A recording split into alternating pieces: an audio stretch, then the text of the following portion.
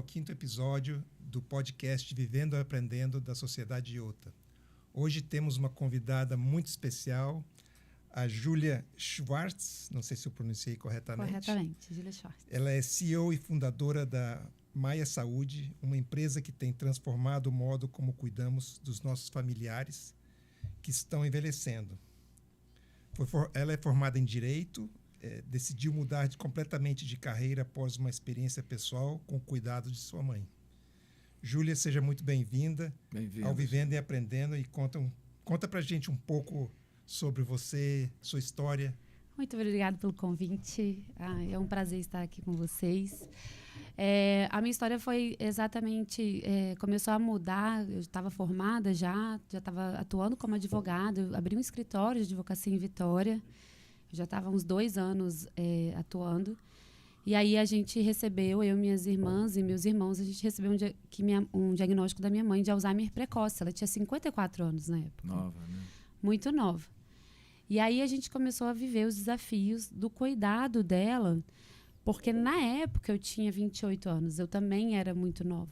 E quando a gente vai viver o cuidado da nossa mãe, a gente estima que a gente vai fazer isso quando a gente tiver com os nossos 65, 70 anos. Então foi muito precoce essa coisa de cuidar dela e a gente não sabia por onde começar. A gente ficou completamente perdido. E ela teve um diagnóstico de Alzheimer precoce, que é um diagnóstico mais agressivo, né? Então, quando o Alzheimer ele acomete uma pessoa nova desse jeito, normalmente é uma doença mais agressiva que tem uma duração menor. A minha mãe ficou 5 anos doente, ela faleceu com 59 anos.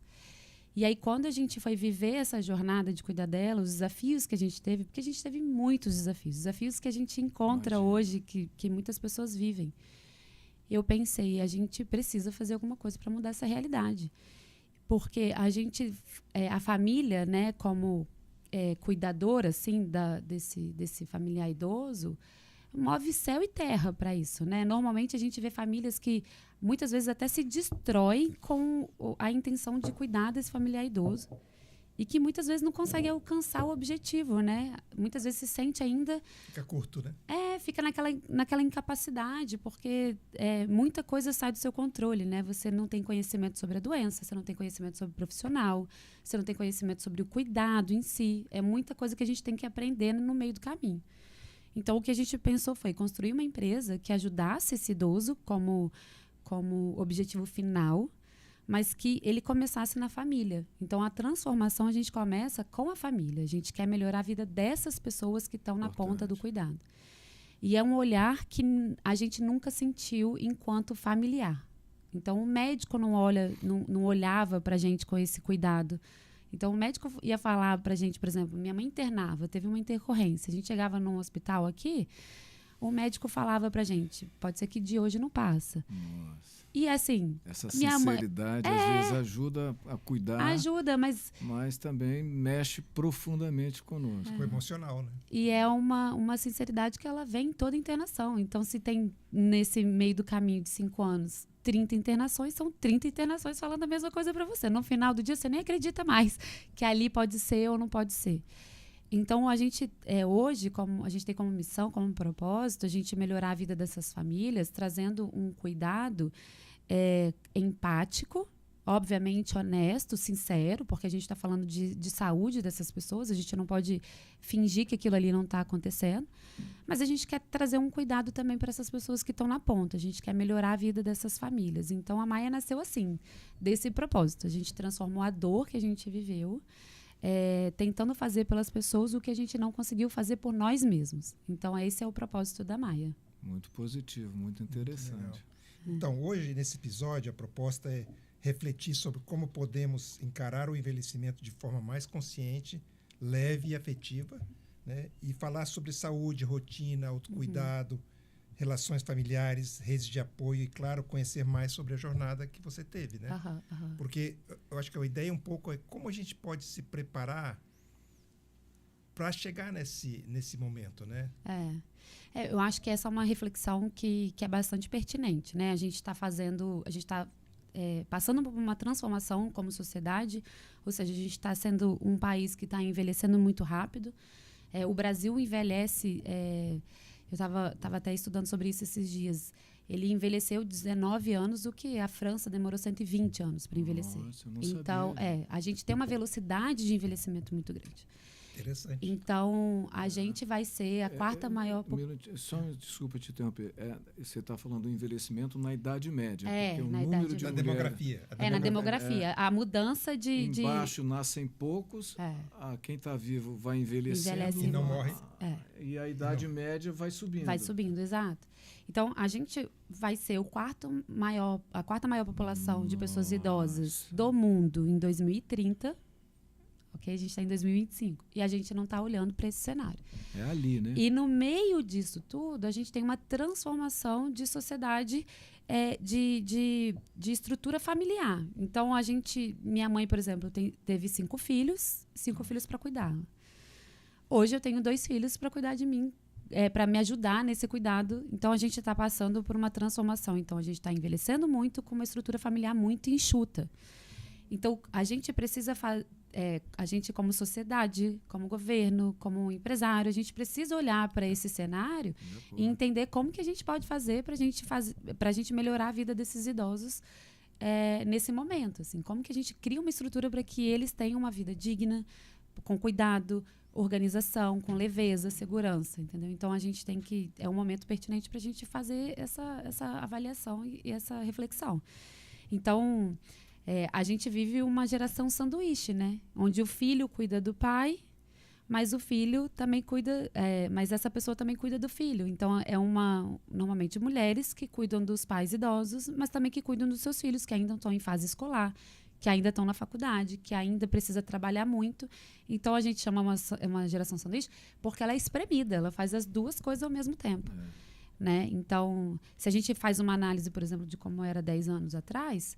A minha mãe, por exemplo, ela cuidou dos pais quando os filhos já estavam todos formados, os filhos trabalhando. Então, ela não tinha preocupação com o filho. Hoje, a gente vê muitos dos nossos clientes, eles vivem essa jornada tripla, onde cuida do filho, cuida de si e cuida dos pais. Então, a gente precisa falar sobre o envelhecimento de verdade, porque a gente não está preparado para esse momento. Eu vou te contar que eu hoje cuido da minha neta de 6 anos, que mora comigo, minhas filhas moram comigo, e meu pai tem 98 e minha mãe 91, já merecendo cuidados adicionais. Então, esse exemplo então prático. É o seu exemplo prático. É exatamente isso. E aí, quando a gente olha para a população de cuidado, assim, né? O que a gente tem como cuidado de idoso hoje no Brasil? E no mundo, assim, mas no Brasil. A gente tem a maior parte dos cuidadores informais, cuidadores familiares, que a gente chama. Então, são pessoas que assumem esse papel dentro de casa de cuidar do pai e da mãe, que não ganham esse reconhecimento, que não sabem muitas vezes o que fazem, porque estão ali meio que... Preparação também, né? Eles são pegos de surpresa, né? Eles entram naquela jornada por necessidade. E um monte de gente adoecendo porque quer fazer o melhor para o pai e para a mãe, mas não sabe a forma de fazer. O assunto de fazer a gestão dos cuidadores e mantê-los motivados, eu acho que também é um assunto bem importante, né? É bem importante. Acho que o maior desafio quando a gente fala assim, então vamos criar uma estrutura para cuidar do meu pai, né? Ou da minha mãe. Minha mãe tem 91 anos, agora ela precisa de cuidadora, então vamos criar uma estrutura. Então a família se reúne, os irmãos sentam na mesa e falam, vamos contratar 4 cuidadores, como foi o seu caso. E aí, o que acontece? Quem é que cuida dos 4? Quem é que paga os 4? Como é que assina a carteira? Quase, né? Exato. Não vira uma empresa de verdade, porque aí tem a contratação dos profissionais, tem a alimentação dos profissionais, a gestão da casa, a escala, a falta, quando falta, quem é que substitui. E aí vira um grande conflito na família, porque eu começo a cuidar. A Júlia começa a cuidar, de repente, igual no meu caso, eu comecei a cuidar, fiquei grávida, já não consigo mais, já não tenho mais cabeça para cuidar dessa gestão, então passa para outra pessoa. E a outra pessoa também vem um desafio, e vem outro. Então, vira um grande caos, assim, né? Então, hoje, o que a gente faz na Maia é pegar essa gestão pra gente, então a gente tira essa necessidade, esse trabalho da família, a gente assume esse trabalho, e o que a gente faz é organiza a família vamos organizar a sua estrutura. Então, quem vai ficar responsável pelo pagamento da Maia? Então, o Fábio vai ficar responsável. Quem é que vai ficar responsável sobre lidar com o dia a dia das cuidadoras? Então, a irmã do Fábio. E aí, a gente cria essa estrutura e facilita. E aí, o que a gente tem visto no meio do caminho? A gente tem visto família que antes eram brigadas, que já não se falavam mais, voltando à paz. Porque muitas vezes o que acontece? Se não existe uma organização, uma orquestração, a discórdia impera, né? Eu estou fazendo tudo, você não está fazendo nada. Sempre a sensação de estou fazendo tudo. Normalmente sobrecarrega para uma mulher. O que a gente mais tem histórico e estudo é que normalmente a mulher fica sobrecarregada. Com o aspecto de cuidado, né? De cuidado, né? É uma cultura que a gente tem, né? O cuidado normalmente ele é feito pela mulher. Então, quando se tem uma família com 3, 4 irmãos, uma mulher, 2 mulheres, normalmente a mulher ela deixa de viver a vida dela para fazer esse cuidado direto. E aí o que a gente tem é falta de reconhecimento disso como trabalho. Porque vamos lá, o que acontece? Essa mulher trabalha também. Mas a gente tem casos, por exemplo, de clientes que a mulher deixou de trabalhar para cuidar, para ficar em casa cuidando da mãe, porque tem essa coisa também centralizadora, de achar que a família que consegue dar o melhor cuidado e tudo mais. Então, a gente tem uma filha ali. Essa filha, normalmente, ela não arca com questões financeiras, porque ela está ali, presente no dia a dia. A contribuição dela a contribuição dela é o trabalho, é a presença dela ali em si. Só que aí, quando a conta começa a ficar mais pesada, porque vai ficando mais pesada com o passar do tempo, os irmãos que pagam começam a falar, nossa, mas ela está fazendo pouco, porque eu estou pagando muito. E aí começa uma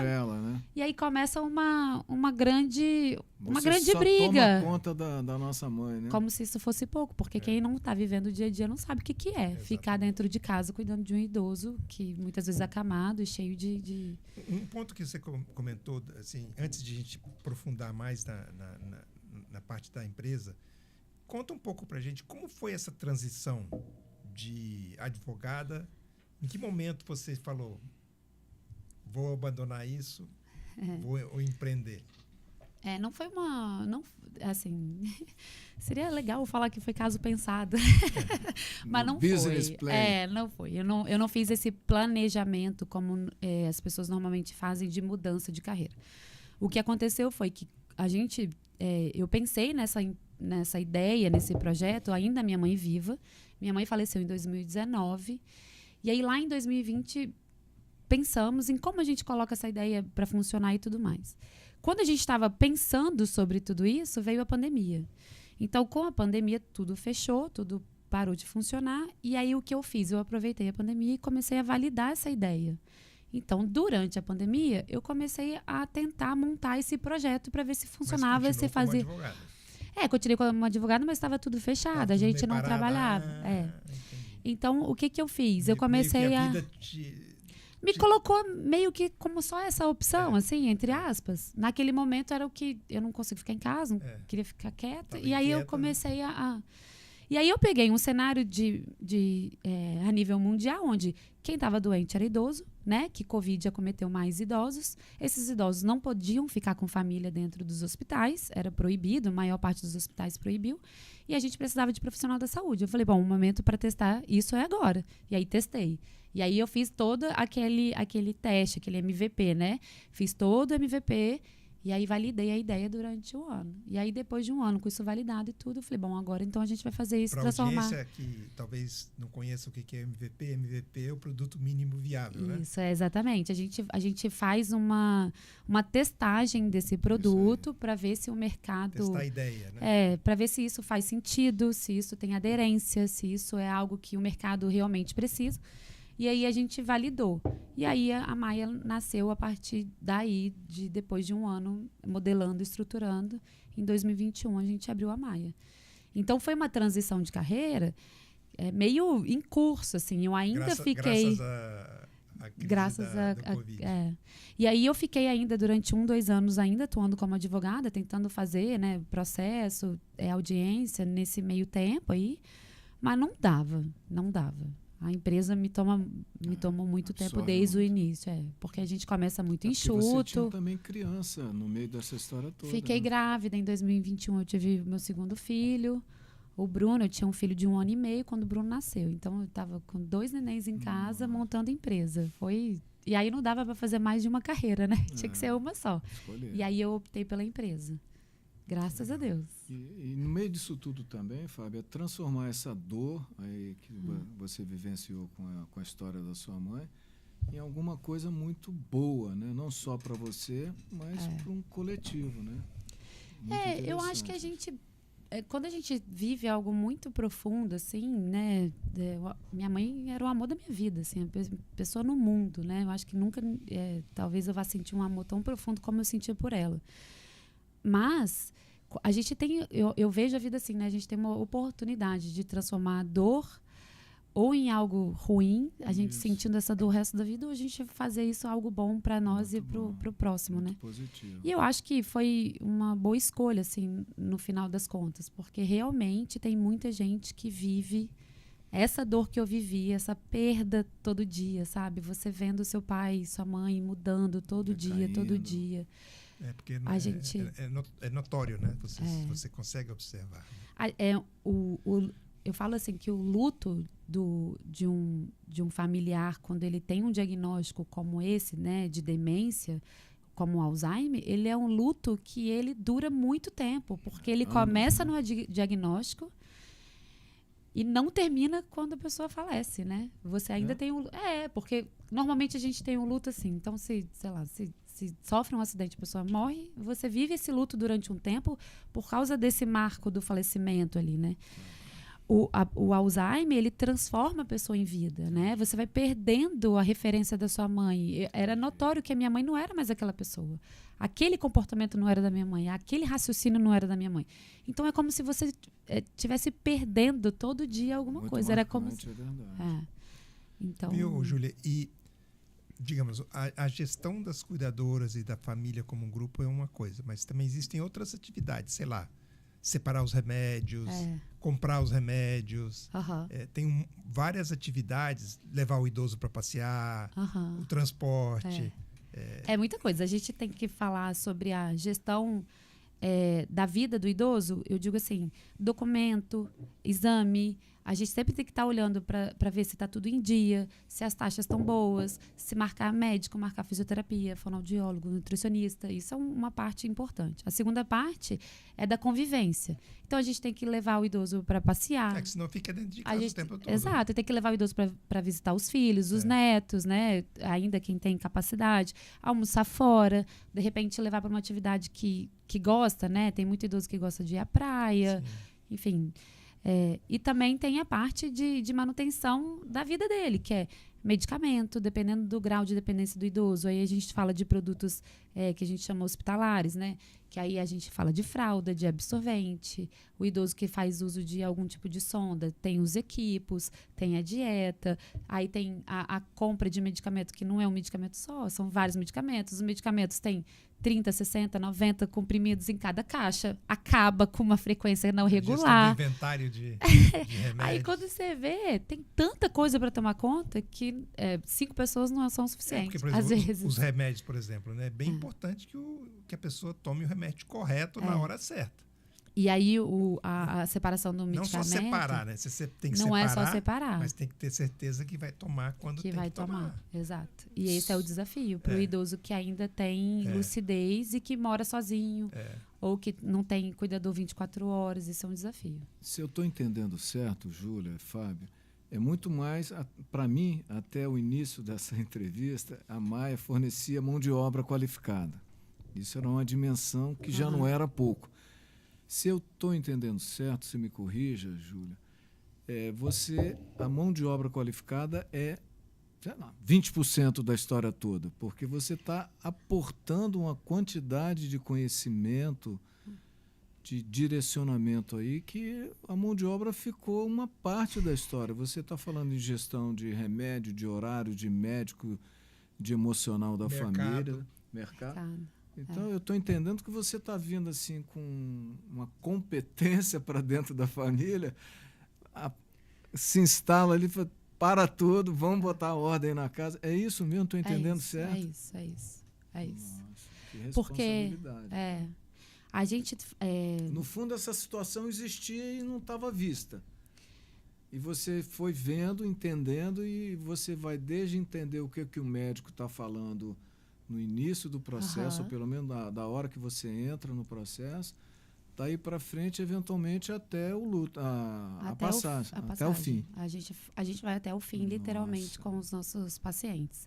O que a gente faz, o nosso ideal é a gente entrar na casa do idoso no momento em que ele realmente recebe um diagnóstico. Então, usando o exemplo da minha mãe, quando ela ainda está com capacidade cognitiva, quando ainda tem uma capacidade motora, quando ainda não tem tanta dependência. Porque quando a gente entra na casa de uma família nesse momento, a gente faz toda a preparação para a gente chegar no pior momento, que é o fim de vida. Então, tem toda uma trajetória. Não a gente tem paciente que a gente começou com paciente nesse caso, paciente ainda com muita condição, e hoje ele já está totalmente acamado, totalmente dependente, com sonda, com tráqueo, que precisa de cuidadora, técnica de enfermagem 24 horas, precisa de consulta de enfermagem a cada 15 dias, precisa de físio, fono, isso tudo sendo fornecido pela Maia. Entre outros temas, aqui no caso você é advogada, Júlia, tem um componente importante aí, porque existe a perda da memória. Existe. Então, você está falando, entre outras coisas que nós já vimos, Fábio, aqui em outro episódio, que é do patrimônio, né? O pai, a mãe, ou os dois vão esquecer que existe um terreno, não vai lembrar onde botou o papel, isso aí vai aparecer. É interessante isso. E isso é uma coisa que a gente fala muito, assim, dependendo do grau, do nível da doença que a gente recebe o paciente na Maia, é uma coisa que a gente fala sempre. Se você ainda tem capacidade de resolver patrimonialmente, que seu pai ou sua mãe consigam resolver patrimonialmente o que precisa ser feito, faça. Porque a gente fez depois um outro podcast aqui com o tema de sucessão familiar. Então, conecta muito. Conecta. Porque a gente, quando a gente recebe o diagnóstico, por exemplo, minha mãe recebeu o diagnóstico lá, ela ainda tinha lucidez. Ok? Ela ainda tinha consciência do que ela falava, do que ela fazia. Nesse momento, se você recebe o diagnóstico, é ali que você tem que resolver as coisas práticas da vida que a gente não quer cuidar, a gente quer deixar para depois, mas que prejudica. Por quê?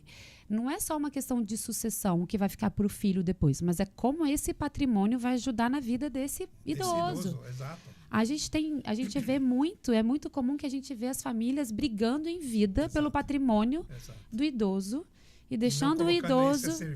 Exato. Então a gente ainda tem que pensar nesse patrimônio como a serviço desse idoso. Exato. E o que vem depois é depois. Exato. E se ficou alguma que coisa. Sobrar, que remanescer. Exato. Mas que o objetivo seja para atender o idoso. Sempre, 100%. Então a gente também traz esse cuidado assim, sobre a questão patrimonial, porque não, infelizmente, é muito comum a gente ver as famílias brigando sobre esse patrimônio e infelizmente, o idoso ficando com necessidades não atendidas. Né? E outra coisa, eu não sou versado no assunto, conheço apenas de distância. Meus pais, felizmente, têm saúde mental muito boa, muito ativos, são muito atentos a tudo. Do que eu já li, do que você está deixando entender, assim, você iniciou um caminho que não vai ter volta. A pessoa foi detectada, diagnosticada com essa doença, esse mal.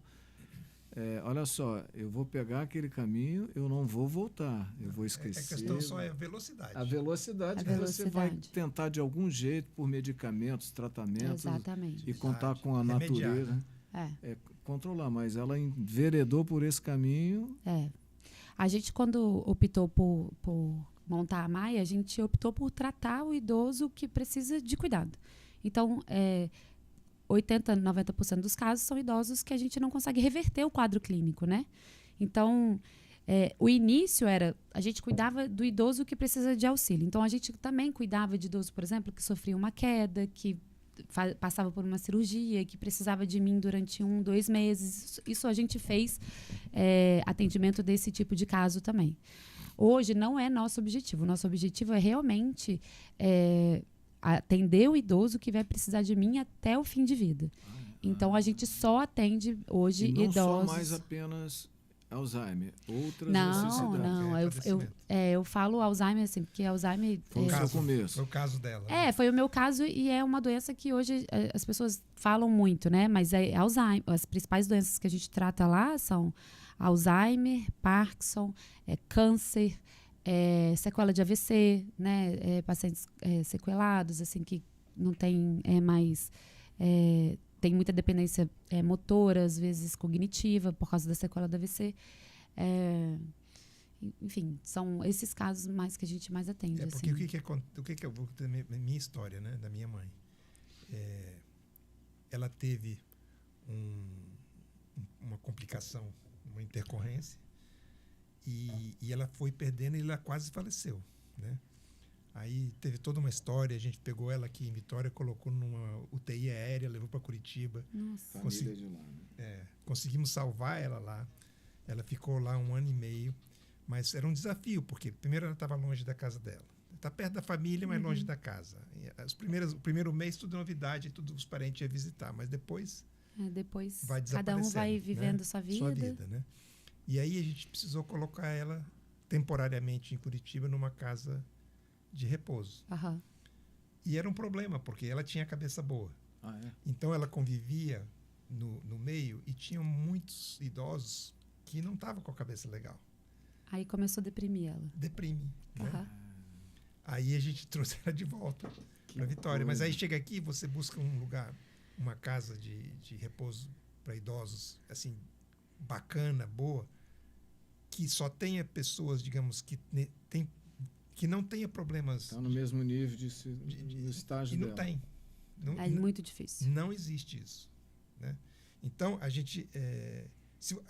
qual é a outra opção? A outra opção é montar uma estrutura. Mas você está montando uma estrutura sozinho, uma competência que você não tem. E sozinho, né? O ônus todo está na sua mão. Exato. Então, realmente...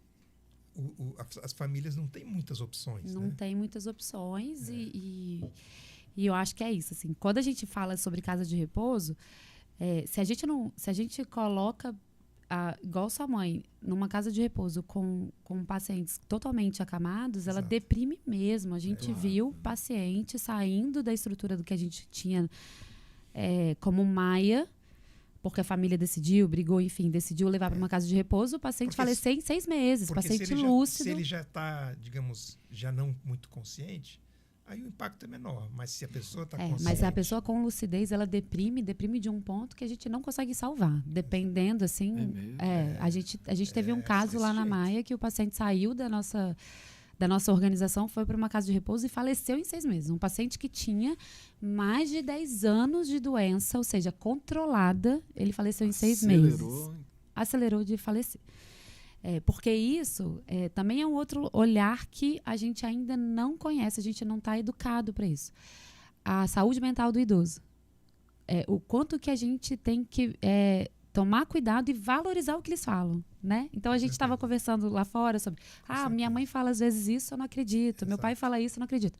A gente tem que levar crédito, a não ser que ele não tenha...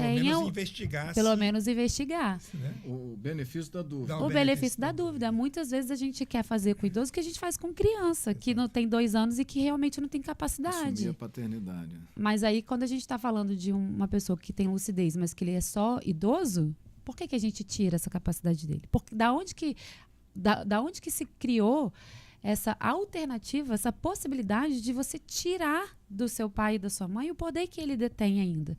Então, isso também é uma outra coisa que a gente fala com a família. Enquanto o seu familiar idoso tiver capacidade, poxa, dê autonomia para ele. Porque quando a gente tira a autonomia de uma pessoa com capacidade... Isso é um ponto bem importante.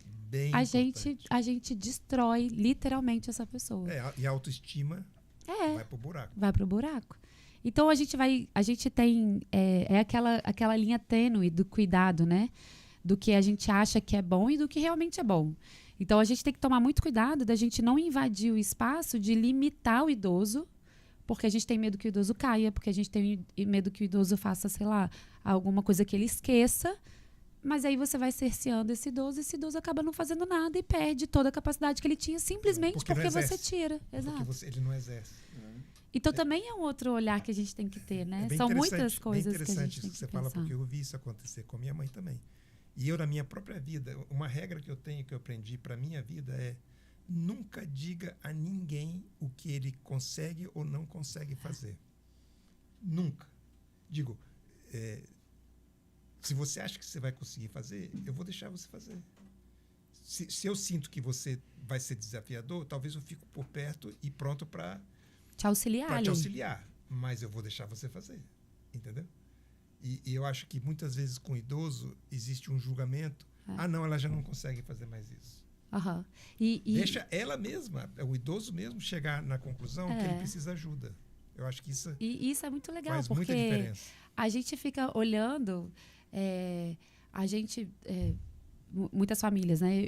Eu vejo, por exemplo, eu via minhas tias, meus tios, a própria minha mãe, olhando para o pai quando tinha 70, 80 anos, olhando como incapaz de fazer certas coisas, né? E hoje a gente vê tantos idosos com tanta vitalidade, né? 70 anos, 80 anos, gente à frente de empresas, gente, né, com tanta autonomia, com tanta independência, que isso é um ponto de atenção pra gente. Até que ponto eu estou cuidando? Até que ponto eu estou fazendo isso como benefício do idoso ou benefício próprio? Porque quando a gente faz com que ele não faça, que ele perca essa autonomia, às vezes é muito mais para o nosso benefício impaciência. do que para o próprio idoso. Então desafiador, hein? é muito desafiador. Não, mas esse ponto que ela comentou, eu acho muito importante. Não dizer para o idoso o que ele não pode fazer. Eu diria que eu estou vivendo essa situação neste momento. Meus pais têm essa idade que eu mencionei. Meu pai, por exemplo, há cerca de 5 ou 6 anos, saiu para comprar o pão do outro lado da rua, voltou 1h30 depois do pão. Ele teve um pequeno, não sei dizer... Lapso de memória, lapso de memória, seja lá qual for de fato o que ocorreu. Por nossa sorte, ele voltou para casa. Em algum momento, ele desligou a chave, depois ligou a chave, mas ele ficou rodando o quarteirão sem parar. Voltando ao tema de agora há pouco, o que você deveria fazer nessa história? Primeira providência. A gente botou para ele um localizador na época, não tinha o aparelhinho, era criamos um crachá. E ele aceitou imediatamente, aí tinha o nome, telefone, endereço e tal. Mas você criou um mecanismo para ele poder manter a liberdade. Sim, aí ele continuou saindo. Exato. E ele próprio, em algum momento, falou assim, vou sair ali na padaria, mas mais que isso, eu vou junto com alguém. Exato. Mas isso é escolha dele. Sim, e isso tem alguns anos. E nesse momento, estamos vivendo esse limite do o que é autonomia, que a gente, não sei se a palavra é essa, concede, ou que a gente lida com ela. Não limita. Não limita, ou o que é garantir o bem-estar. Então, exemplo, para ilustrar. Eles têm interesse de ir ao supermercado, à feira e tal. Só que isso, quando eles voltam exaustos. Carregando as coisas. Não, a gente mas assim, essa coisa de sair de casa, pega carro, vai para o supermercado, anda para lá. A cabeça manda e o corpo já não obedece tanto. A cabeça pensa que o corpo aguenta, né? Então, essa discussão, que é um tema, eu estou falando de 90, você falou 80, 70, 80, estou falando de 90 acima. O que é autonomia nesse caso? A mim, eu estou trabalhando com a ideia com meus irmãos, e em alguma hora eles vão ficar meio bravos. Assim, eu discuto neste momento, neste caso, garantir a eles o bem-estar. A autonomia está produzindo uma situação que a gente enxerga ali na frente da gente, que exaure, o joelho incha, dor nas costas. O que antes, há pouco... Mas talvez a pergunta é a seguinte. Vamos lá. Isso é o que você acha ou é o que eles... A gente está vendo. Não, tudo bem. De um lado, mas nós quatro estamos querendo garantir autonomia. Mas a pergunta é a seguinte. Vamos brincar de descobrir. A pergunta aqui que eu faria para você é... Faça. Isso para ele no mercado foi assim uma coisa deu satisfação para ele? Sim, tem. Não, sempre é. Então, talvez essa é a pergunta. O que eu acho que a gente nunca pode deixar... aí eu estou fazendo o advogado do diabo, né? A gente nunca pode deixar de olhar a autonomia, mas a gente também nunca pode deixar de olhar a segurança. Sim, né? A segurança... Eu estou chamando de bem-estar, tá nesse conjunto. Então, a segurança sempre física, vem em primeiro mental. lugar. A segurança vem em primeiro lugar, mesmo que a pessoa ainda tenha autonomia, a gente precisa garantir que com a autonomia ela tenha segurança. Imagina que o que a gente está conversando aqui, nós somos 2 irmãos e é o mesmo pai. A discussão nossa hoje é isso. Eu estou no meio disso. Então, aí o que eu faço... Eu acho que a gente tem algumas possibilidades para que eles ainda tenham autonomia. Eu vou fazer uma consultoria gratuita aqui. Não, eu acho assim, que eles ainda têm possibilidades de ainda garantir a autonomia, mas a gente trazendo uma certa segurança e conforto. O que eu penso, assim, são pessoas lúcidas, são pessoas capazes. Você está falando que eles ainda dirigem, né? Minha mãe dirige. Sua mãe ainda dirige. Tem um carrinho bacana. Exato.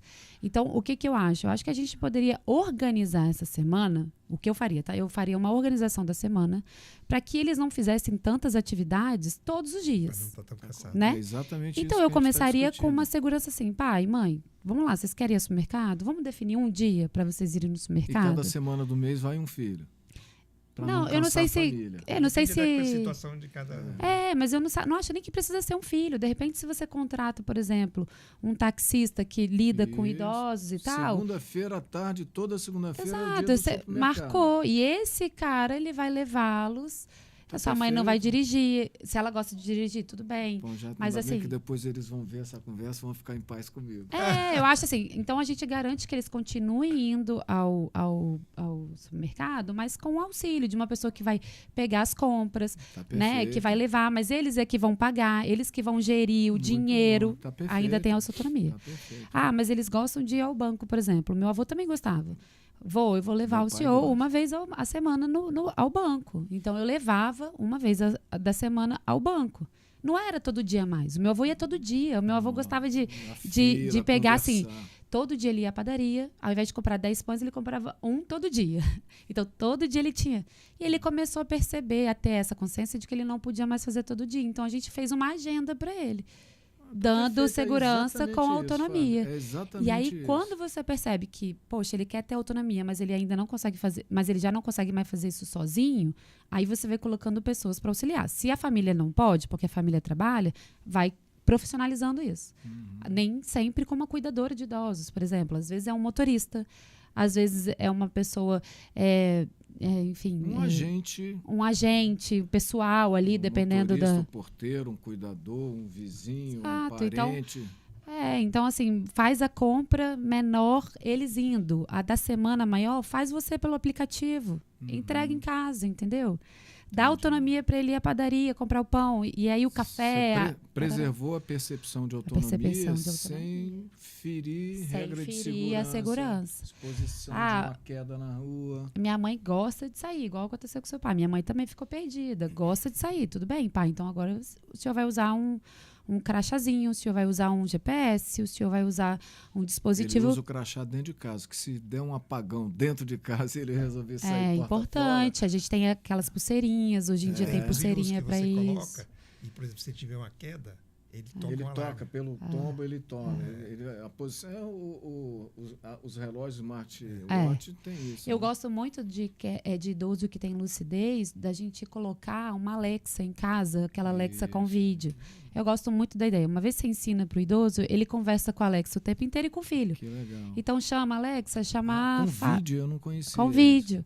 E aí ela não se sente tão sozinha. Por exemplo, tem muito casal que um falece e fica só o outro, né? Então começa a viver uma solidão que até então não conhecia. Então esses instrumentos de tecnologia... Nenhum, não, é só falando. Não estou com a vista boa, não sei ligar. Falando. E você também consegue acionar a Alexa na casa da sua mãe, da sua. Que interessante, não conhecia. Entendeu? Isso. E aí você consegue perceber o que ela está fazendo. Alexa, deixa eu ver se minha mãe está no quarto. E aciona a câmera do quarto e consegue ver da sua casa. Essa conversa que a gente teve aqui, onde o Zé Mauro tinha uma postura diferente, eu acredito que nas famílias existe uma certa necessidade de um interlocutor não...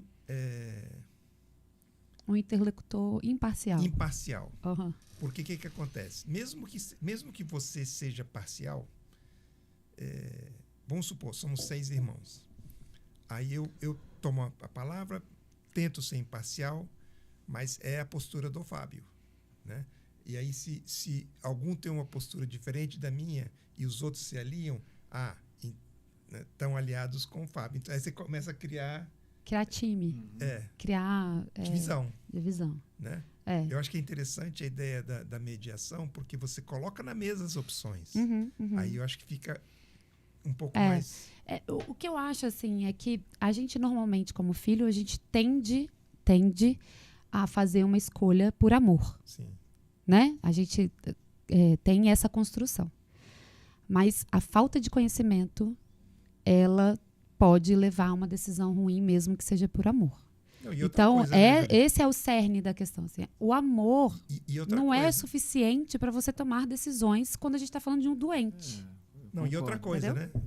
O que é amor para mim pode ser manter a liberdade. O que é amor para ele pode ser E aí a gente segurança, tem várias definições, exatamente. Né? Então, eu acho que o maior ponto do benefício de você trazer alguém para a mesa que seja imparcial, mas que tenha conhecimento, é isso. É você conseguir você conseguir tirar da família essa perspectiva de que eu estou fazendo melhor porque eu amo. Eu tenho cliente que cuidou fisicamente, trocou fralda, limpou bumbum, banho do idoso durante tanto tempo, achando não só que... pelo lado físico, mas o emocional envolvido. Exato. Eu estou cuidando do meu pai, da minha mãe, necessidades, banho. E aí você entra para um cuidado desse, você não sabe o que é escara, você não sabe que tem que mover o idoso da cama de 2 em 2 horas, você não sabe que, dependendo da posição, isso vai trazer uma dor no pescoço. Você não tem esse conhecimento. Agora, você tocou um ponto importante, né? Porque imagino que se a audiência está vendo essa conversa, ela fala, mas você é advogada, você não estava esperando a vez.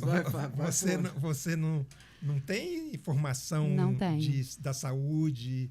Exatamente. Então, imagino que você se assessora ou se rodeia de pessoas que têm esse conhecimento. Exato, Boa, assim. Fábio, essa pergunta eu estava aqui esperando a vez e achando o jeito de perguntar.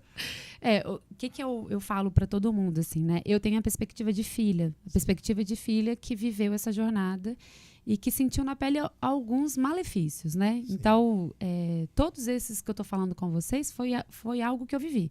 Então, eu também já experimentei trocar fralda da minha mãe, eu também já experimentei cuidar, também já experimentei contratar profissional de forma irregular, entre aspas. Eu já vivi todos esses cenários. Então, hoje eu tenho uma perspectiva para te falar Conhece como filha. Bem a dor, né? Conheço a dor, tá latente. Eu vejo isso todo dia. Só que, contratando a empresa, você vai ser auxiliado por um profissional da saúde, né? Então, a gente tem profissionais de saúde que vão te auxiliar. O que a gente faz? Quando você contrata a Maia, a gente indica que o passo número 1 seja uma consulta com uma enfermeira. Uma enfermeira que vai à sua casa e vai fazer toda a análise. E aí essa enfermeira, ela consegue te dar todo esse panorama que eu estou falando aqui de pitaqueira, mas que vivi isso, mas é com uma enfermeira, uma profissional da saúde. Porque você falou uma coisa importante, né? Que eu acho que quando existem essas diferentes opiniões, você precisa de ter alguém imparcial com conhecimento e experiência. Imparcial e bem informado. Bem informado, que pode dar alternativas, que pode realmente ajudar a resolver o problema. A gente, como Maia, a gente tem a perspectiva de tentar auxiliar sem tanta robustez técnica como o profissional da saúde normalmente passa pra gente. Então, o médico, quando você vai a uma consulta com um neurologista, o médico fala um monte de coisa que você sai dali meio que sem entender nada, né?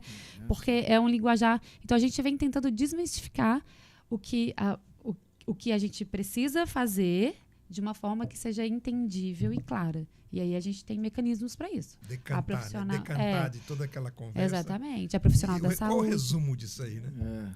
Mas a gente, assim, a gente é uma empresa de tecnologia, tá? Quando a gente nasceu com uma base tecnológica que nos permitisse ganhar conhecimento para além do que a gente tem na literatura médica, tá?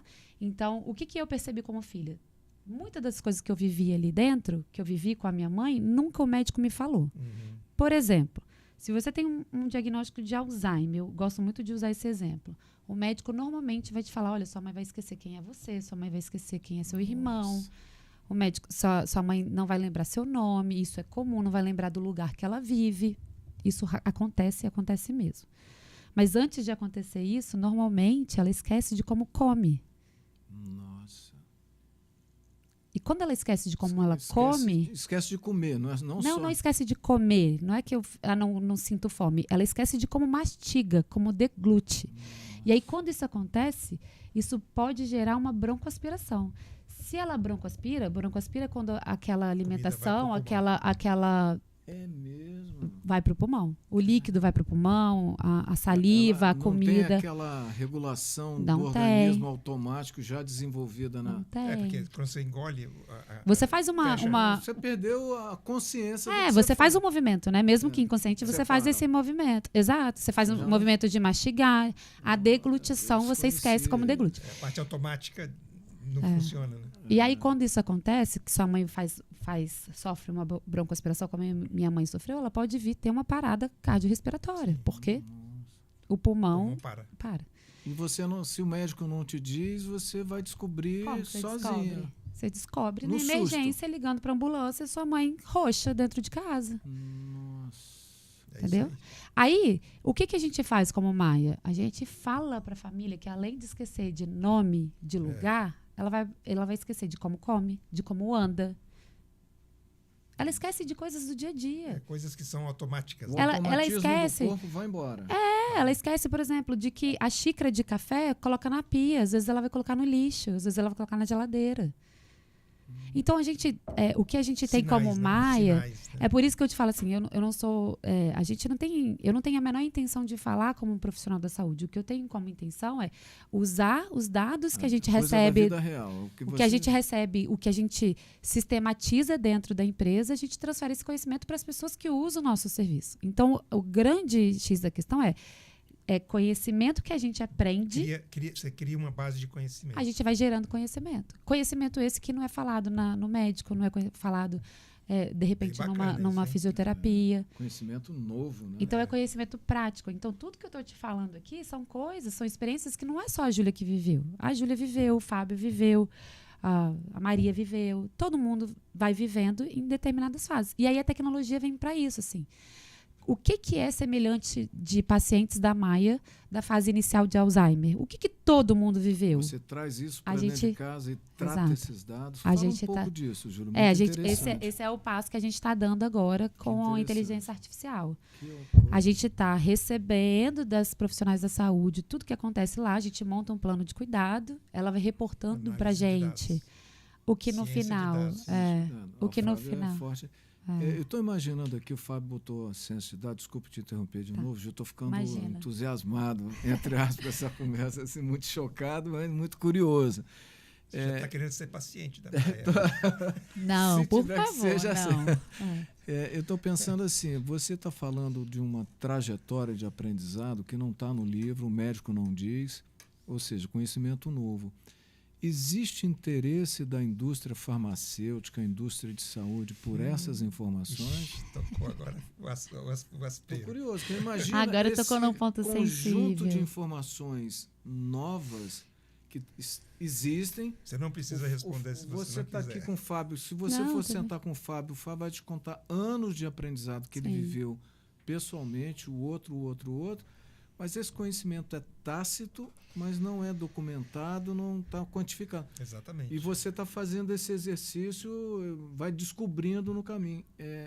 Em algum momento você já foi procurada por um laboratório, por um instituto, uma universidade, um pesquisador? Não, nunca fui procurada.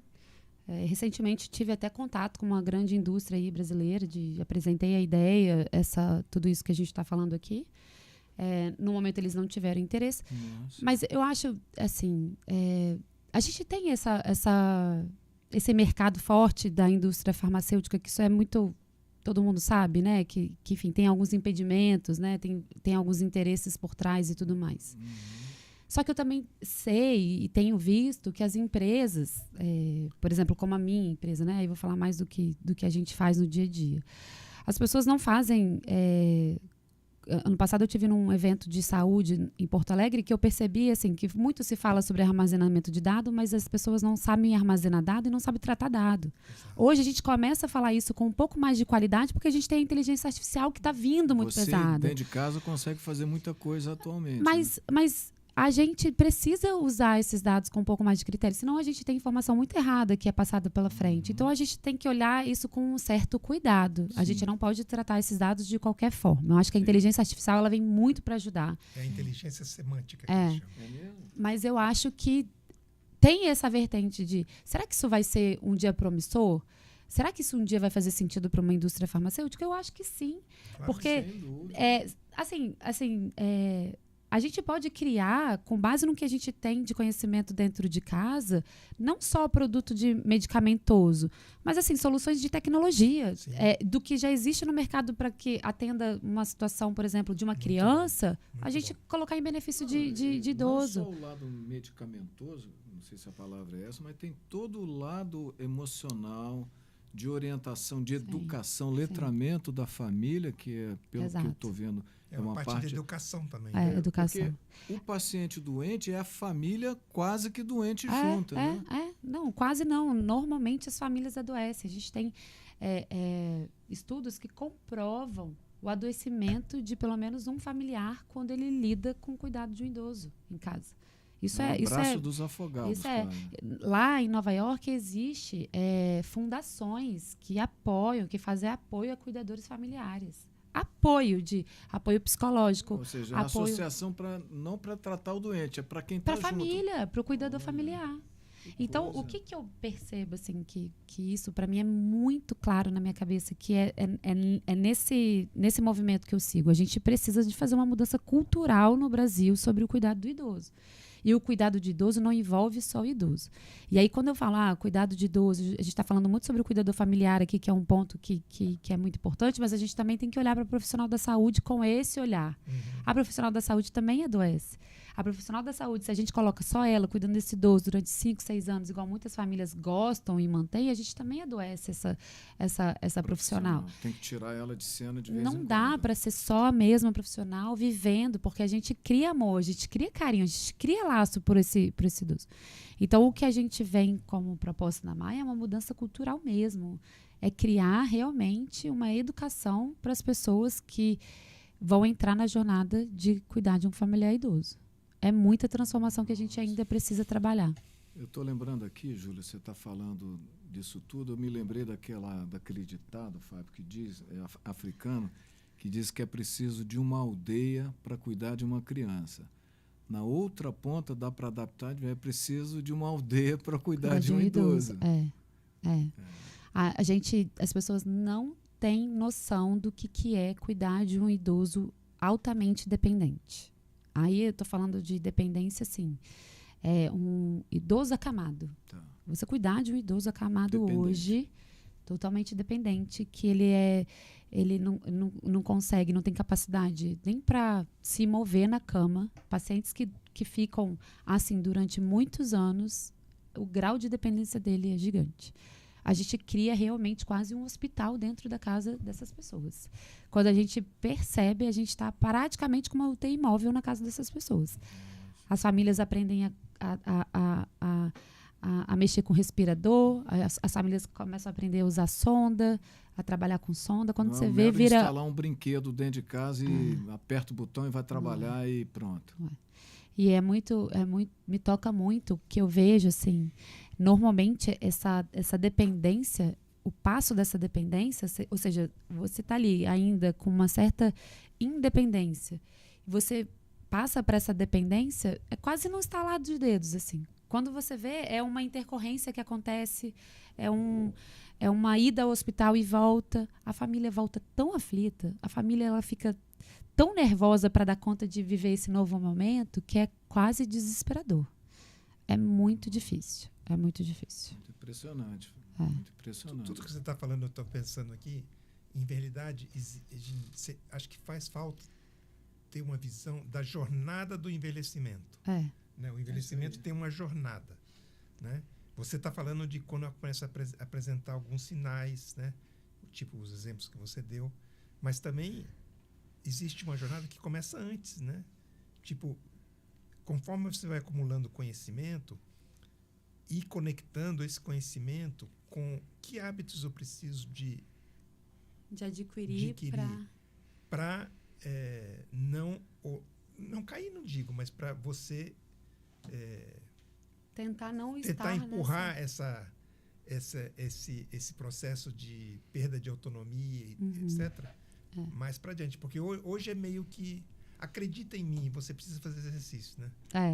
Mas tipo assim, talvez se tivesse uma jornada mais clara do envelhecimento, eu acho que traria mais consciência, né? E criar soluções, né? Como você falou, acho que tem muitas soluções tecnológicas que, se a gente começasse a acumular esses dados pré-comorbidade, né?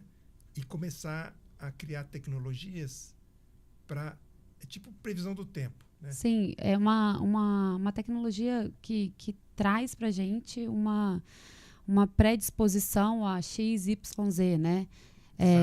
Eu acho que... Com mais antecipação e com mais precisão. Né? Eu acho que... Gostei muito da ideia de criar tecnologias prévias ao envelhecimento. Não esperar que se requeira da intervenção medicamentosa. Eu acho que isso aí tem um ouro aí. Eu acho, Fábio, que a gente com sutileza no olhar para os nossos pais, para os idosos, a gente consegue fazer um pouco desse trabalho. Sim. Sabe? A gente tem que ter sutileza. Então, a pergunta é, poxa, meu pai foi à padaria comprar o pão, demorou 1h30. O que eu faço? A gente tem que estar atento a esse episódio. E é aí que é o pulo do gato, quando a gente começa a olhar para isso. Imagina se a gente começasse a documentar, igual a gente faz com criança. Imagina se a gente começasse a documentar episódio 1. A frequência. Pô, papai tá esquecido, achei que papai tá esquecido. De repente a gente começar a fazer isso com uma certa idade, ou quando um evento específico, né? Por exemplo, aposentadoria. Tem muita gente que passa por uma transição pessoal aí importante na aposentadoria, né? Uma pessoa que tem muitos não querem aposentar. Muitos não querem aposentar. É verdade, né, Fábio?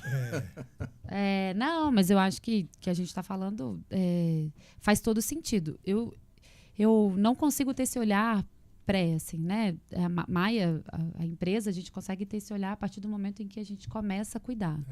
E aí, a partir desse cuidado, a gente começa a pensar num fim de vida até mais digno, com mais leveza, tanto para a família quanto para o idoso, com menos dor, com menos... Enfim, né? Tem linhas e linhas de caminho aí para se seguir até chegar a esse fim de vida.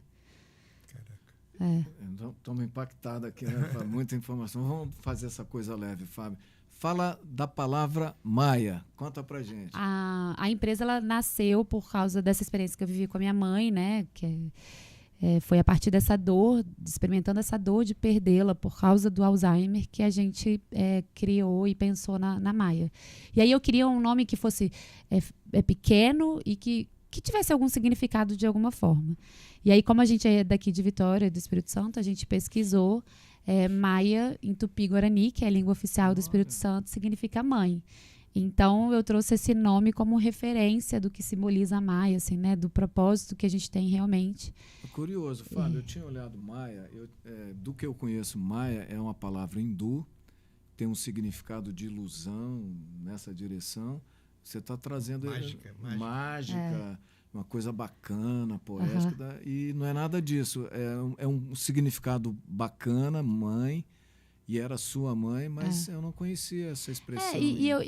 Eu gostei de ter linkado com a origem que a gente tem aqui do Espírito Santo, sabe? De trazer também um pouco dessa referência da onde a gente veio, né? Do quanto que de certa forma, é importante a gente gerar esse movimento para o nosso estado, né? Mãe, gerações, língua, bacana. Eu tenho uma outra curiosidade, Fábio, provavelmente você também a tem. Você hoje atua aonde? A gente atende mais de 26 cidades entre Espírito Santo, Rio de Janeiro e Brasília. Tá. A gente está trabalhando para a próxima. A gente começou a expandir em Brasília esse ano. E a próxima expansão vai ser em Minas Gerais. A empresa é a própria empresa, não tem representantes, franquia, coisa que o vale. Não. A gente criou uma plataforma, né? A Maia é uma plataforma, ou seja, a gente criou um sistema que foi... Plataforma tecnológica. É um sistema que a gente opera, que a gente criou, isso foi desenhado por mim, né? Pela minha equipe. Que legal. E a gente criou uma forma que a gente conseguisse fazer todo o atendimento da casa de qualquer pessoa, da onde a gente estivesse, que a gente decidiu ser aqui do Espírito Santo, em Vitória. Então, eu não tenho escritório físico em nenhum outro lugar. Que bom. E a gente faz todo o gerenciamento, toda a operação desses atendimentos na própria empresa. Mas tem equipes nos locais diferentes. A gente tem as profissionais da saúde na ponta, a que são... A ação acontece no local. No local. São profissionais, por exemplo, que residem em Brasília, que moram lá, que atendem os pacientes de lá. Mas toda essa operação, essa gestão que a gente falou aqui, a gente faz aqui de Vitória. Eu estou perguntando, o Fábio vai concordar e pode acrescentar, a gente está no 5º episódio, com temas diversos. Imagina a situação, Júlia, que quem vai ver o nosso episódio, essa conversa, vai estar, por exemplo, como foi semana passada, alguém me escreveu do Canadá. Uhum. Hoje alguém me escreveu falando de um outro episódio de São Paulo. Não temos controle de até onde chega essa informação. Alguém gosta, passa para o primo, para o tio, para o amigo, que vai rodar literalmente o mundo. Uhum. Quem tiver interesse pela Maia, por tudo isso que a gente falou aqui, como faz? Não vai ter Maia, você não vai resolver o Brasil, o mundo amanhã. Amanhã não. Você pode ter grandes planos, mas depois de amanhã, quem sabe? Um sonho grande. Neste momento, o que você, que está desenvolvendo conhecimentos novos, o que você diria o seguinte, a Maia vai cobrir o Brasil em 20 anos, 10 anos, mas até lá, o que você recomenda como para essas pessoas que vão estar assistindo esse episódio? Talvez a pergunta Fala. Se alguém que está assistindo no episódio tivesse o desejo, nascesse no coração, quero trazer a Maia para... Isso é a segunda. A primeira é, nesse momento, o que eu faço? Agora eu estou mais informado. Você falou que tem uma trajetória, que impacta a família, que tem remédio, que tem UTI em casa, um conjunto de informações que já é assim, mas que todo mundo diz assim, só vou pensar nisso no futuro. Nesse momento, se eu sair daqui e precisar de resolver o meu problema, agora que eu já entendo mais disso, o que você recomendaria? A gente tem uma limitação geográfica ainda, que é Brasília, Rio de Janeiro, Campos e Espírito Santo. A gente tem o sonho de ser... eu falo sonho, mas assim, a gente vai ser a maior rede de cuidados de pacientes idosos do Brasil, a gente trabalha para isso. A gente, então, tem o desejo de, em 7 anos, estar no Brasil inteiro. Isso é uma possibilidade. Isso é uma possibilidade, sendo... 7 anos. O nosso, tá no Brasil todo. No Brasil todo. Que legal. E o nosso projeto sempre sendo a gente como operadora disso aonde... independente de onde a gente estiver. Então, a gente não tem modelagem de franquia. Eu quero trazer a Maia para cá. Não funciona assim, não é criando uma empresa. Assim. Mas como que a gente ajuda essas famílias que ainda não têm acesso à Maia nesses locais? A gente consegue ajudar com as informações que a gente produz. Você tem um site. Tem site. Essas informações, se eu entrar lá hoje, eu moro no interior do Mato Grosso. A gente tem canal no YouTube, a gente já teve um podcast, a gente tem uma temporada de podcast com profissionais da saúde. Educação, é quase que uma universidade. A gente tem nosso Maia Instagram. Academy. A gente tem a gente tem o Instagram, que também tem muita produção de conteúdo. E a gente se coloca à disposição para fazer atendimento online, como a gente faz, de qualquer pessoa, independente da contratação dos nossos serviços ou não. Uma outra pergunta ainda, né? Eu estou muito curioso, muito curioso. Uma pergunta... Você não está, você é. Você falou, enquanto a gente preparava o estúdio, sobre você... nesse momento, está investida de alguns investidores estratégicos. Isso pode ser falado? Pode ser falado. O que você conta? Então, fala. Então, a gente foi investida, a gente teve 2 rodadas de captação, como a gente chama, né, nesse mundo de startup. A primeira rodada de investimento veio da Apex, que é um fundo aqui do Espírito Santo, e da Stars. Porque muita gente não conhece em outros lugares. E da Stars, que também é um fundo aqui do Espírito Santo, né? Foi onde eu conheci ela. Que foi onde a gente se conheceu. A gente fez uma captação em 2022 de R$600 mil. Foi um investimento que ajudou muito no processo de crescimento de tecnologia, de plataforma, de estruturação operacional, comercial, time e tudo mais. E agora, em junho, a gente fechou uma outra... junho. Agora. Olha, que foi. legal. Em junho, a gente fechou a segunda rodada de captação, no valor de R$700 mil, com o Fundo Soberano aqui do Espírito Santo. O Fundo Soberano... Fala um pouco sobre isso, Júlia. Acho que é importante falar, porque nós estamos falando de Vitória, no Espírito Santo, para quem vai ver a gente no Japão, no Canadá, como aconteceu.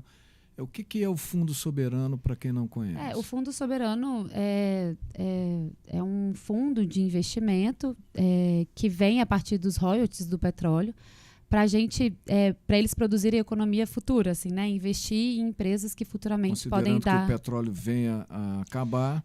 E que venha dar um retorno para esse fundo de investimento aqui no Espírito Santo. É um modelo que no Brasil é o único um dos estado. 100 fundos mais bem-sucedidos no mundo, o Fundo Soberano do e é o Espírito único Santo. do Brasil, né, que tem essa modelagem de... Muito importante. E aí o Fundo Soberano, ele faz o investimento junto com uma aceleração, que a gente chama, né, que ele é, como que eu posso, gerido pela ACE, né, pela Quartzo e a ACE. Isso. E aí, eles fazem o investimento, mas eles também fazem um acompanhamento com a gente. Eu gosto muito dessa ideia, como a Stars. Eles aportam conhecimento, né? Smart Money. Não é cobrado, entre aspas, esse Smart Money, né? No final das contas, o equity é só... conhecimento, gestão, network. Exato. Mas é próprio interesse deles. Próprio interesse deles, exato. Então, eles fazem um acompanhamento. Alavanca. Exato. A Stars também tem esse modelo, né, sim. Fábio? A gente também fez o acompanhamento de aceleração com a Stars, a gente agora passa pela aceleração com a ACE. E eu acho, assim, que eu gosto muito da ideia, que isso também é uma coisa muito curiosa. Quando a gente é startup, a Maia é uma startup, então a gente sempre fica buscando investidor, a gente sempre tem que ir atrás de pessoas que comprem essa ideia e que querem investir na gente. Mas eu gosto muito quando eu tenho a oportunidade de falar, que até para empreendedores, assim, é que não é qualquer investidor, sabe? Não adianta a gente sentar numa mesa com um investidor que está falando muito, que a gente quer dar retorno financeiro, obviamente, porque o retorno financeiro é importante para a gente também, mas o mercado que a gente entra tem que ser um mercado onde esses investidores têm um mínimo conhecimento. A gente está falando aqui de economia prateada, a gente está falando de longevidade, a gente está falando de um público 50 mais, 60 mais. Um mercado que, como a gente falou no início, ainda tem muito que ser explorado, ainda tem que ser muito visto, ainda a gente precisa de educar as pessoas quanto às necessidades. Então, não é qualquer investidor que é interessante para a Maia. Não é qualquer investidor que entende o que a gente fala. Então, o bom dessa conversa foi que, à medida que eu fui falando, vocês vão se conectando à importância disso, vocês vão entendendo, isso vai fazendo sentido para vocês. Ou seja, não faz sentido eu falar com gente que não entende disso tudo, gente que não tem esse olhar para esse mercado. Então, o Fundo Soberano, ele vem muito nesse lugar também, né? Junto com a ACE, de ajudar a gente. Dá uma robustez para a coisa toda, porque você está falando de, se eu não me engano, são 2,5 bilhões de reais do Fundo Soberano, o aporte que não tem essa informação. Eu acho que é isso aí, 2,5 bilhões. Você faz parte de um ecossistema de governo para o futuro, pensado para utilização para o Espírito Santo não viver a maldição do petróleo, que se chama de gastar o royalty todo com as necessidades do presente, mas garantindo o futuro. É muito interessante e que você faça parte, a Maia faça parte dessa visão estratégica de longo prazo. Muito interessante. Eu tenho duas perguntas. Uma, muita gente da audiência, quando escutar a palavra startup, pode ficar com a ideia de que pode ser que vocês atendem pouca gente, que é um negócio pequeno. E startup tem desde aqui até aqui, né? Hoje, quantos clientes vocês atendem? A gente tem 4 anos, a gente acabou de fazer 4 anos agora em 5 de julho. A gente já atendeu mais de 1.000 famílias aqui no Espírito Santo. A gente abrange mais de 27 cidades, entre Espírito Santo, Brasília e Campos, né, Rio de Janeiro. Então, o Espírito Santo todo a gente atende. A nossa plataforma tem mais de 2.500 profissionais ativas, provavelmente uma das maiores plataformas, se não a maior, uma das maiores plataformas com profissionais da saúde ativas. A gente tem mais profissional ativo na nossa plataforma que hospitais, que home cares, empresas grandes assim. A gente já fez mais de 1 milhão de horas de atendimento. Nossa. A gente está falando... Uma quantidade de informações, de dados aí gigante. Agora, vocês têm alguma métrica de satisfação do cliente, tipo NPS? A gente tem NPS de 95% de satisfação de cliente e profissional da saúde. É muito legal. Que eu ia falar, porque eu acho que um ponto importante é o cliente, mas um tão ou mais importante é o profissional, o cuidador. E os profissionais de saúde, porque se ele está satisfeito... É da família. E do profissional. Do profissional. Dos dois. NPS 95 é muito bom. O que a gente faz? Né? Quando a gente pensa no propósito da Maia de melhorar a vida dessas pessoas, a gente também pensa nas profissionais da saúde. E a gente criou uma modelagem que fosse realmente benéfica para os profissionais da saúde. Então, o que a gente criou no Brasil, nunca ninguém tinha feito, a gente fez, hoje algumas empresas copiaram o nosso modelo, a gente paga os profissionais da saúde toda semana. Então, a gente está assim indo... No mercado? Não, o mercado paga com 30, 60 e 90 dias. Nossa. Então, a gente está falando Trabalha hoje e ganha daqui a 90 dias, um plantão. A gente está falando de empresas do mercado que fazem com que essas profissionais elas trabalhem e demorem muito tempo para receber, muito tempo. Então, a gente está falando de pessoas que trabalham hoje na terça comigo, quarta-feira e quinta-feira elas recebem na conta delas. Nossa. A gente fala de um pagamento de então, até 7 dias. Então, você tem uma gestão de capital de giro aí muito cuidadosa. Exato. E a gente que criou essa modelagem aqui no Brasil. A questão financeira é muito importante para elas. A gente está falando de uma população, de uma área profissional como cuidadora de idosos, que é uma área que ela é pouca vista, pouca reconhecida. A gente ainda tem uma certa dificuldade da profissionalização dessas profissionais. E a gente resolveu olhar para elas de uma outra forma. A gente resolveu olhar para elas de uma maneira de valorizar o que elas fazem, porque no final do dia elas estão encostando nas pessoas que a gente mais ama, elas estão lidando ali com as pessoas que a gente mais ama, mas a gente quer melhorar a vida delas. Então a parte financeira ela é uma parte muito importante, mas a gente também dá outros reconhecimentos, né? A gente realmente criou uma comunidade, é uma comunidade que a gente mantém atualização, a gente tem produtos que são feitos só para elas, a gente traz informações, a gente tem a gente acabou de criar um Instagram só para os profissionais da saúde, para a educação, para também realmente trazer. Delas, né? E a gente está sempre em contato com elas. Então, a gente diariamente está em contato para saber como que a gente melhora a sua vida, o que faz sentido para você. Com a tecnologia, você pode ter a ida e a volta. E aí, mais do que isso, a gente também trabalha para propiciar a elas um local de trabalho digno. Então, a gente não aceita discriminação. A gente não aceita que essas profissionais sejam tratadas de maneiras das quais a gente não julga, pelo menos, corretas, aceitáveis. Então, a gente não aceita discriminação racial, por exemplo. A gente também não aceita... eu quero uma profissional... que a profissional entre pela porta da cozinha e que ela coma na varanda. Não. Ou a profissional ela vai ser tratada como um familiar, ou essa profissional, a Maia, não entra na tua casa. A gente já demitiu o cliente porque tratou o profissional mal. A gente já demitiu o cliente por causa de racismo, por exemplo. Você é muito corajosa. Porque a gente sabe que se a gente não der dignidade, a gente não cuida dignamente para o idoso. Exato. É uma mão de via dupla, né? O cuidador ou o profissional de saúde se sente, vai afetar em como o idoso é tratado. Então, a gente permite que essas profissionais, né? A plataforma elas trabalham quando elas querem, aonde elas querem. Se elas não podem fazer plantão, elas não são punidas por isso. É isso. São. Elas que fazem a escolha da disponibilidade delas. Mas isso não causa um problema, por exemplo, minha mãe, né? Eu vivi um processo com ela. Minha mãe não gostava quando estava toda hora trocando de Não, a de gente não troca cuidadora. toda hora. A ideia não é trocar toda hora. É. A ideia é, por meio da plataforma, a gente encontrar o perfil que a sua mãe precisa, né? Matchmaker Então, a gente ali. faz toda uma verificação de o que a sua mãe precisa com a verificação da profissional. E a verificação da profissional são habilidades técnicas e pessoais. Então, a gente tenta garantir um match perfeito inicial. Entendi. Para Com o match perfeito inicial, a gente cria uma equipe e aí a gente mantém essa equipe. Entendeu? É porque para o idoso uma estabilidade na equipe importante. é bem importante. É importante.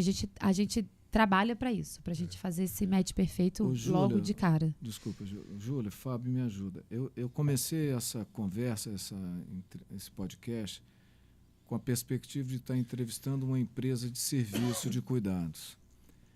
À medida que a conversa foi evoluindo, eu fui identificando uma empresa de tecnologia. Nesse momento, a minha leitura é: a Maia não é uma empresa de serviço, não é uma empresa de tecnologia, é uma empresa de conhecimento. Minha leitura. A quantidade de pontos e aspectos que a gente conversou em cerca aí de 1 hora, nós não estamos falando de um livro, do manual, de prateleira, do curso de enfermagem ou de psicologia. A gente está falando de um ecossistema completo que vai desde, não é meramente o idoso, dependente, físico ou mentalmente, ou os dois. Você está falando da empresa, da família, de medicina, de remédios, de cuidados. Tem um conjunto de elementos aí que eu saio daqui, se nada mudar até daqui a pouco, assim, a Maia é uma empresa de conhecimento, nesse momento. Eu acho que a gente não precisa se limitar a isso, mas eu acho que no final do dia, o que eu desejo para a Maia, onde eu vejo a Maia, é realmente a Maia sendo uma empresa de dados, de conhecimento, tá, né? Então, aonde a gente quer chegar, aonde a gente quer chegar, é isso. O que a gente tem, a gente sendo uma grande, como se fosse um grande laboratório com as informações que a gente recebe por causa dos profissionais, dos medicamentos que a gente compra, que a gente entrega, toda essa logística. Mas o que tem no mercado, aonde a gente pode encontrar informações, produtos ou serviços que a gente auxilie a vida do idoso. E não, muitas vezes, a Maia sendo esse agente de entrega, mas também criando pontes para isso, criando links para isso. Então, a gente se coloca no mercado de uma forma disruptiva mesmo, de uma maneira completamente diferente dos nossos concorrentes. Eu acho que isso, eu consegui deixar claro isso para vocês. A gente realmente vem com uma ideia de transformação que é o que nos move. Porque a gente sabe que entregar o que é entregável hoje em dia no nosso país não é o suficiente. Não atende as pessoas, não entrega um bom resultado. Isso aparece no INPS, né? Dos dois lados. Então, Não, a gente realmente o interessante é que a Maia, a aspiração é ser uma empresa de dados, mas para chegar a ser uma empresa de dados, a gente ela tem tem um caminho que continuar pra sendo, tipo assim, não é que você deixa de ser de serviço. O feijão com arroz tem que por isso ser que eu estou te falando assim, a gente não se limita Você não a deixa ser de uma empresa de serviço, conhecimento. Você não deixa de ser tecnologia, você não deixa de ser nada. Você é como se fosse florescendo, né? Então, é porque a gente poderia ser só assim, me perdoa. Se limitar a gente poderia se limitar a ser uma empresa de conhecimento, mas como que eu construo esse conhecimento? Da onde que vem esse conhecimento? Exato. Esse conhecimento puro do jeito que a gente... Exato. Chão de fábrica. Quase um chão de fábrica. É o conhecimento que a gente vê todo dia. Porque é esse conhecimento que realmente transforma a vida dessas pessoas. Indo nessa direção, a gente está bem avançado, a direção precisa dar um tempo aí para a gente. Tem uma pergunta. Você diria, Júlia, que o fato de você não ser originariamente da saúde te permitiu olhar de fora e não estar contaminada, viciada, limitada pelo aspecto médico? Isso contribuiu? Com certeza absoluta. Absoluta. Eu não tenho a menor dúvida. dúvida. Você é um outsider. Assim, ó, eu vou te falar, eu sou uma curiosa, eu sou uma pessoa que fui provocada, que a vida me impulsionou a isso. Eu acho que essa coisa de transição de carreira, ela é muito bonita falar, mas no fim do dia foi a necessidade que fez o gato pular, sabe? É um pouco da possibilidade, da oportunidade que eu agarrei. Mas eu tenho certeza absoluta que esse olhar de fora da área da saúde, contaminado com o que é ensinado dentro das escolas, das instituições, me permite olhar para a saúde de outra forma. Então, é por isso que a gente se coloca hoje como uma empresa de serviço, de saúde, de tecnologia, de conhecimento, porque eu não me limito ao que eu faço, o que eu aprendi ali. Você pode se movimentar por várias áreas sem estar preso. Sem estar presa. Entendi, né? Faz sentido. E aí, para isso, eu vou agregando pessoas que me ajudem a chegar lá, porque eu também tenho a humildade de dizer para vocês que tudo que eu falei aqui foi conhecimento adquirido com o passar dos anos, Você como pode filha. Ser, entre aspas, mas ignorante. Mas com a ignorância de não ser uma profissional da saúde. Entendeu? Muito bom, muito interessante. Fábio, como Acho estamos que precisamos começar a ir para o fim, né? Terminar. Essa conversa pode ir aqui mais umas umas 2 horas. Estou à disposição, Fábio. Então, Júlia, muito obrigado por essa conversa tão rica e profunda, né? Creio que toca no coração de muitas famílias aqui. Com certeza. Eu acho que é sempre valioso ouvir quem tem uma experiência real com cuidados e com a saúde. E mais ainda, com quem faz isso com um propósito e com muito amor no coração, né? Muito obrigado, realmente muito gostoso, muito bom. Já tinha escutado um pouco, mas hoje eu soube bastante mais do assunto. Muito agradecido, aprendi bastante. Já saio daqui hoje muito mais apto a lidar com isso, que eventualmente venha a ter na minha família, muito mais preparado. Obrigado, Júlia. E para a audiência, que recado você deixaria para eles que de alguma maneira pudesse ajudar? Porque nossa missão como sociedade IOTA é contribuir para melhorar a qualidade de vida dos 50 a mais. Né? Eu acho que, e eu imagino que existe um mundo de possibilidades, mas se você fosse deixar 1 ou 2 sugestões, além de contratar a Maia? Além de contratar a Maia. Primeiro, eu queria muito agradecer o convite, foi uma conversa muito bacana, assim. Eu acho muito gostoso, quando eu falo da Maia, eu tenho tanta coisa na minha cabeça, assim, que eu poderia realmente ficar horas aqui falando sobre coisas que ainda não estão vivas e que estão no papel e que ainda vão acontecer. Mas agradeço demais a oportunidade. Mas o que eu acho que a chave de tudo que a gente falou hoje, que eu poderia falar para as pessoas que estão nessa jornada, primeiro, adquirir conhecimento sobre o que está vivendo, sobre o que está passando. O conhecimento ele vai ser libertador, né? E o segundo ponto é não deixar de se olhar, não deixar de se enxergar como um agente nessa jornada, que não é só o seu familiar idoso que precisa de cuidado. Você também precisa de cuidado.